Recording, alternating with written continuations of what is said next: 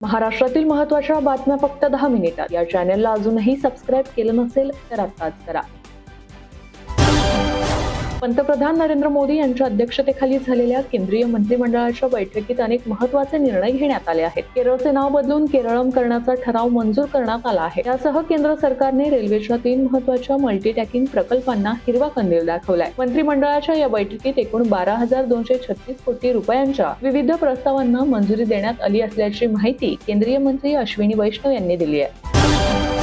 केंद्र सरकारने मोठा निर्णय घेत देशात 5 OTT प्लॅटफॉर्म्सवर बंदी आणली आहे. माहिती आणि प्रसारण मंत्रालयाने याबाबत माहिती दिली आहे. मंत्रालयाकडून देण्यात आलेल्या माहितीनुसार केंद्र सरकारने मूड एक्स VIP, कोयल प्ले प्रो, डिजी मूव्ही प्लेक्स स्टील आणि झुंगवर देशात पूर्णपणे बंदी आणली आहे. IT नियम 2021 अंतर्गत ही कारवाई करण्यात आली असल्याची माहिती मंत्रालयाकडून देण्यात आली आहे. अश्लील कंटेंट दाखवत असल्याने केंद्र सरकारकडून या OTT प्लॅटफॉर्म्सवर बंदी घालण्यात आली असल्याची माहिती आहे. दिवंगत उपमुख्यमंत्री अजित पवार यांच्या निधनानंतर बारामती विधानसभेच्या पोटनिवडणुकीचा उमेदवार कोण याची चर्चा असतानाच उमेदवार ठरल्याची माहिती समोर आली आहे. उपमुख्यमंत्री सुनेत्रा पवार बारामती पोटनिवडणूक लढवणार असल्याची माहिती समोर आली आहे. राष्ट्रवादी काँग्रेस पक्षाच्या कोर कमिटीच्या बैठकीत पोटनिवडणूक लढवण्यावर एकमत झाले आहे.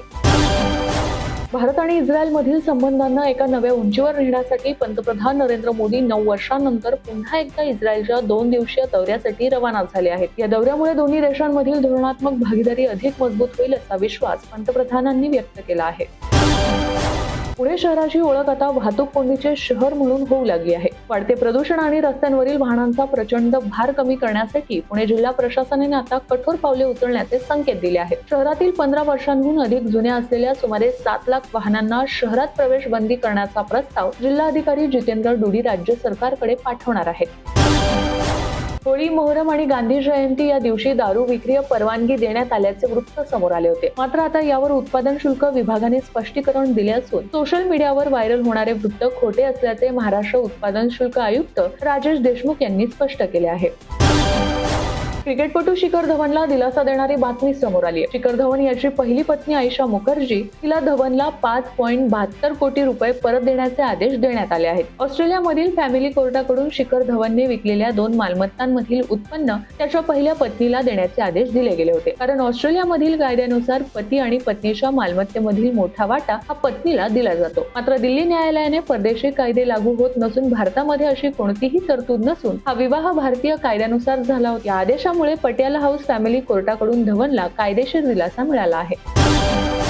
शरद पवार यांच्या राष्ट्रवादीला मोठा राजकीय धक्का बसला आहे. राष्ट्रवादी काँग्रेस पक्षाच्या शिस्तपालन समितीचे अध्यक्ष व शरद पवारांचे निकटवर्ती असलेले माजी मंत्री व राष्ट्रीय साखर संघाचे अध्यक्ष जयप्रकाश दांडेगावकरांचे सुपुत्र आपल्या 600 कार्यकर्त्यांसह भाजपमध्ये प्रवेश करणार आहेत. मुंबईतील शाळकरी विद्यार्थ्यांसाठी आनंदाची बातमी आहे. मुंबई महानगरपालिकेच्या अर्थसंकल्पामध्ये शाळकरी विद्यार्थ्यांसाठी मोठी घोषणा करण्यात आली आहे. इयत्ता 1ली ते 10वीच्या विद्यार्थ्यांना बेस्ट बसने मोफत प्रवास करता येणार आहे. महानगरपालिका शाळेच्या गणवेशधारी विद्यार्थ्यांना शाळेत येण्या-जाण्यासाठी आता बेस्ट बसचा मोफत प्रवास करता येणार आहे.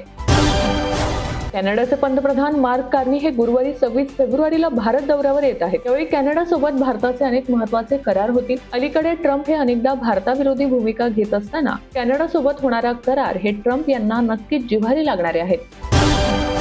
मुंबईवरील 26/11 हल्ल्याचा सूत्रधार तहव्वूर राणा याचे नागरिकत्व रद्द करण्याची तयारी कॅनडा सरकार करीत आहे. राणा सध्या भारतातील तुरुंगात आहे. तो मूळ पाकिस्तानी वंशाचा असून त्याला 2001 मध्ये कॅनडाचे नागरिकत्व मिळाले होते. मात्र हे नागरिकत्व मिळवताना तो खोटं बोलल्याचा आरोप त्याच्यावर आहे. त्यामुळे आता त्याचे नागरिकत्व रद्द होणार आहे.